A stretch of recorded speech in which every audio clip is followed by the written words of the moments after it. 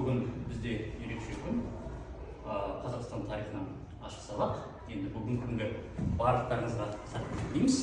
Енді дәл сабақты бастамас бұрын сіздерге мынандай әрқайсыларына бірінші бағалау парағын беріп, бүкіл сабақ бойындағы жаңағы процестерде ең соңында осы бағалау парағынан жоғары жақтарына аты жөндерін жазасыздар. Содан кейін әрбір дескриптор критерий бойынша балдар қойылған, сол балдардың жанына тұмсық немесе белгі қою арқылы жалпы балдарыңызды шығарасыздар. Бағалау парағы. Одан кейін жаныңызға қойып қоямыз. Енді балалар, біздің тақырыбымыз қандай еді? Өтіп жатқан? Моңғол немесі ғой? Моңғол империясының мұрагерлері, одан кейін Ақ Орда. Жалпы Ақ Орда. Ақ Орданың қазақ хандығына қандай қатысы, сабақтастығы бар деген бүгін үлкен тақырыптарға қарастыратын боламыз, балалар. Бүгін сабақтың мақсаты экранда тұр, балалар, бірінші мұқият қарап алайық.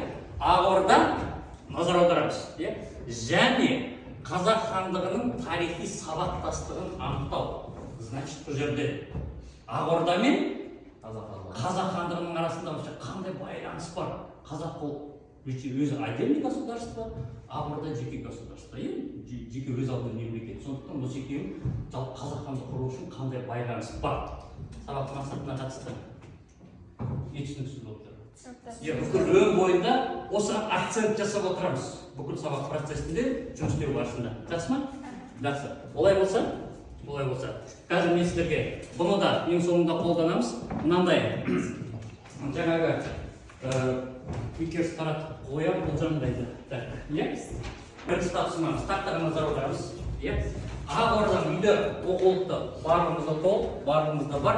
Енді жұптық жұмыс, ең бірінші жұптық жұмыстан бастаймыз. Яғни жұптық жұмысқа енді мынандай бір назар аударайық болған. Мәртебелі Урыс хан, қазақ хандығының Ақ Ордамен қандай тарихи байланысы бар?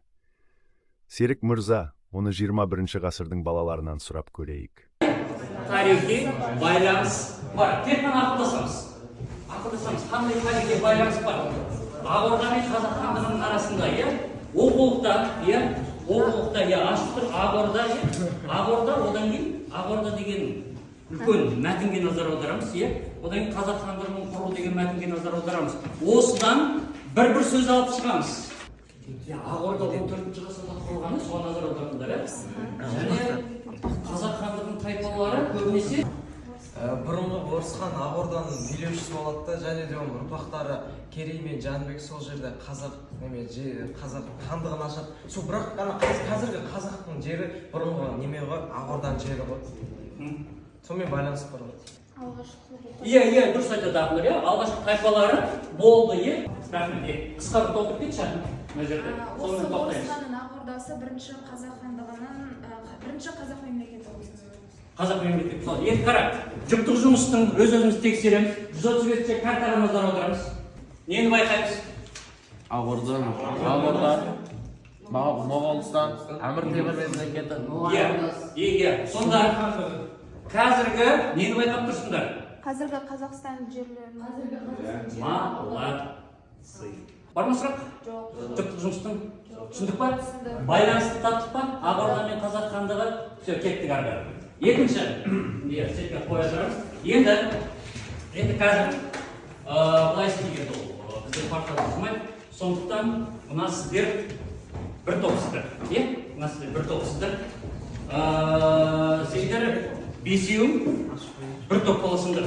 Орындан тұп келе сал. Сендер орын бұрмай-ақ қойсаңдар да болады. Бұлай қарайсаңдар. Енді тапсырманың критерийлері барлығы сіздерде мен таратқан парақта тұр. Мен қазір міне неге шығарам? Бірінші экранға назар аударайық болар. Мына жерде қандай топтық жұмысты бастамас бұрын 3 мемлекетті көрсетіп тұр. Қараңдар. Топтық жұмыстың, сіздерге дәйек ретінде, яғни Моғолстанның ханы кім еді? Есенбұға. Өте жақсы. Жаңағы Әбілқайырдікі онсыз да өзі. Әбілқайыр Ақ Орданікі бір қандайда орысқанды немесе орда ежен. Енді қара, мемлекеттердің саяси жағдайына баға бер. Үлкен, баға бер. Енді қара, баға беру үшін, баға беру үшін мына назар аударамыз балалар. Сіздер осы осы бетке орындай беруге болады балалар. Бұл жерде қысқа бір-бірақ тірек сөзден болады. Немесе егерде мынандай жазатын жері мүмкін осы беттің ішіне, осы жерде әрбір жағына үстіне жаза беруге болады. Өйткені бұл маған қайтатын нәрсе. Бол, кірсеңіз. Ақ Орданың ішінде не болды? Саясат, басқа. Моғолстан бөлініп шыққан. Ол жоқ, алтын орда қарап, Ақ Орда. Өз ақшасын шығарамыз. Өз ақшасын шығарады, яғни орысқан мүшесі ғой. Уақыт жеткіліксіз оның бәріне. Ақ Орданың түсінікті? Ситуациясы. 2 минуттан кейін бүкіл жұмысты доғарамыз қазір. Жақсы. Давай. Сендерден кім? Жоқ, шықпа. Топқа бар. Топқа бар. Сендерден кім? Жоқ, анда бар. Сен осында кім? Азамат? Сендер білесіңдер ғой, ақылдасыңдар ғой, қазір Олжан өздері не жасады сендерге айтады. Азамат өз топтарымен не жасады? Қазір дейсал, не айтады? Альмен не жасады? Бәрі қорғап қарап көреміз. Қаншалық сәйкес екенін анықтап шығамыз. Содан қазақтар бөлінеді. Соны қосу керек. Келесі Моғолстан. Ибрахим тыңдадыңдар ма? Қаншалық?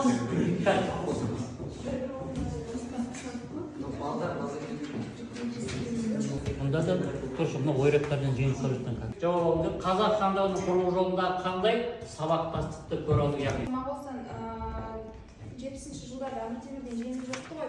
Сол кезде ол Әмір Темірден қорғану үшін өзіне Керей мен Жәнібекті қабылдайды. Солай бізден сан Қазақстан болды. Вот, өте жақсы. Сендерде давайте бір байланыс. Хотя не Әбілқайырмен, не Моғолстанмен қандай байланыс бар?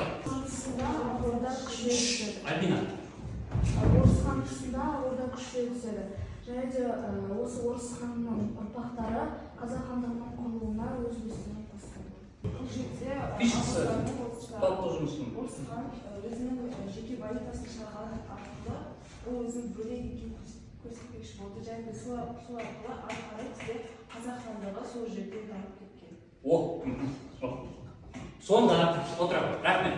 Балалар, топтық жұмысты қорытындылайтын болсақ, Ақ Ордада, Әбілқайыр хандығында, Моғолстанда да ішкі талас тартысы, кімнің бөлініп шығуына себепші болды? Қазақ хандығының бөлініп. Сонда қазақ хандығы бірден бұрыла салған жоқ. Мына үш мемлекеттің қандай жағдайына байланысты? Келесі жұмысымыз балалар. Қазір талдау. Баға бердік қой. Енді талдау. Енді мұқият назар аударамыз. Қазір енді мына қазақ Алмас Қылыш деген фильм көрдік қой. Мен содан бір үзінділер сіздерге жалғаға келдім. Бірінші мұқият соны көреміз.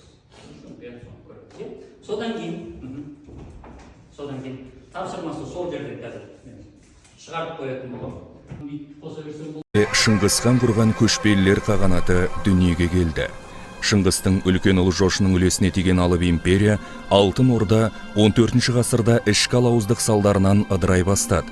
Алтын Орда орнында 14 ғасырдың екінші жартысында Жошы ұрпағы Орыс хан басшылығымен Ақ Орда ұлысы құрылды. Алайда 1428 жылы Әбілқайыр Шайбани Орыс ханның шөбересі Барақ ханды өлтірткізіп, Ақ Орда тағына ие болды. 1457 жылы шығыстан басып кірген ойраттардан Әбілқайыр әскерінің ойсырай жеңілуі Дешті Қыпшақ халқының жаппай наразылығын тудырды. Наразы жұрт Керей Жәнібек төңірегіне топтасты. Бастарын бәйгеге тіккен Керей мен Жәнібек қазақ құрылтайын шақырып, ел ағаларымен құпия кеңес құрды.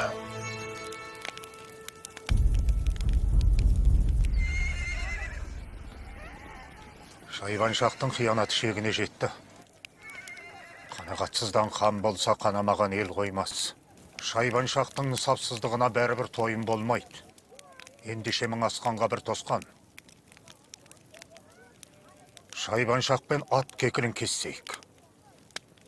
Шу бойына. Моғолстанға қарай көшейік. Сол түні ел тағдыры шешілді. Фильмді баяғысын көрдіңіздер, иә? Көрмегендер де бар екен әлі күнге шейін. Иә? Енді бұл жерде балалар.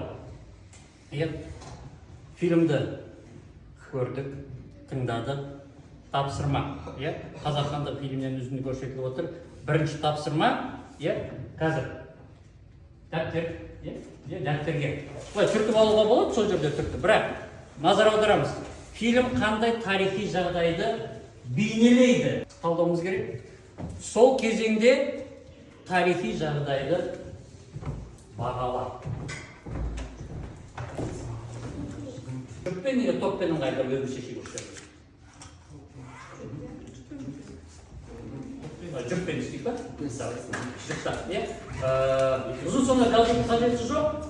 Бары ары кетсе 5-6 минут көлемінде жеткілікті. Өйткені мен екі форум сынап отырмын, талдаудың.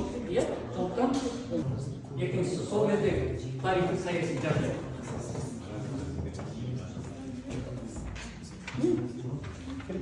Артына жаза береміз. Артына жаза.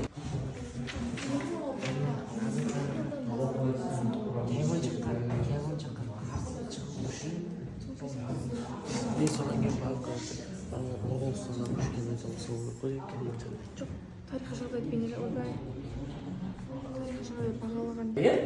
Бәрінде бір мақсат. Топта жұмыс жасап жатырмыз. Контекстуал талдау жасап жатырмыз. Иә, талдаудың формасы фильмі. Сонда тарихи жағдай. Қандай ситуация орын алып тұр сол кезде жаңағы фильмнен сен қандай тарихи процесті жағдайды көріп тұрсың?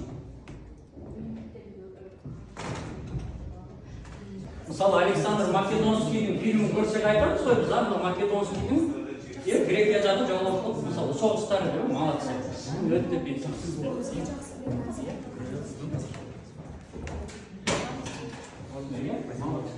Ол 2 минуттен бірақ айтты. Біреу-ақ бөледі. Жоқ. Иә?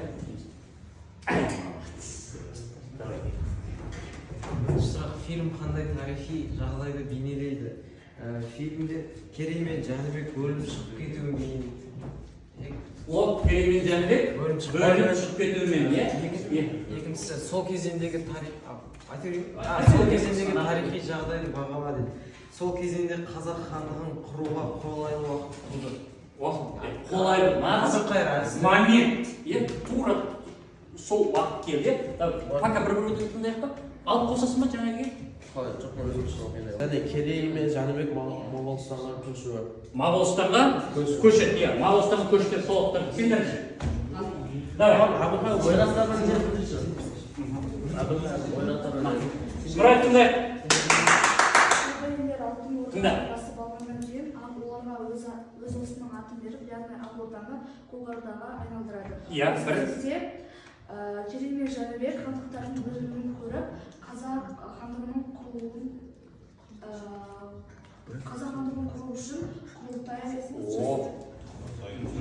құрылтай өткізеді. Вообще-то енді біздің парламентті алдағы уақытта не деп аталады? Конституцияға үлкен өзгеріс еніп жатыр, иә? Болды ма? Келісесіздер ма? Кет. Енді, балалар, мен сіздерге мынандай дүние таратып қойдым, иә? Бұл не емес, бірінші рет емес. Бұл біздің ұлттық құндылықтар, балалар. Қазақ хандығы сабағы болғаннан кейін, мына жерде жаңағы ұлттық дәстүрге қатысты заттар бар. Айту атын біліп таныса отырамыз. Өйткені білеміз, әр сабағымызда біз ұлттық құндылықты үнемі дәріптеп отырамыз. Сол себепті жаңағы аттарын танып біліп жүрейік. Өйткені бұл заттардың атын көп біле бермейміз, ұмытылып бара жатқан. Артынан ең соңында кері байланыс жазамыз бұл сабаққа болды. Енді кликерсті дайындаймыз. Қорытындылайық енді. Иә? Кликерсті дайындаймыз. А, Б, С. Так, көтереміз енді қазір.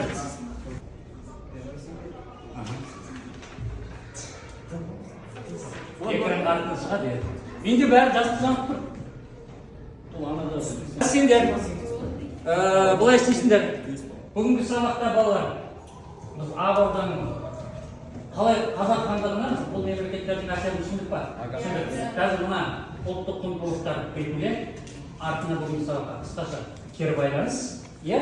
Содан кейін маған өткіземіз әр алдымызда. Алхамдулилlah. Шындық екен бұл. Үй тапсырмасы, иә.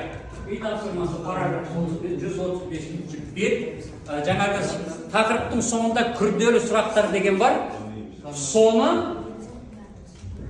талдап келеміз. Күрделі сұрақ емеден есіне жазасал. Одан кейін бағалау парағына өз балаларыңызды қойып бірге жинап бересіңіздер. Сонымен сабақ аяқталды балалар.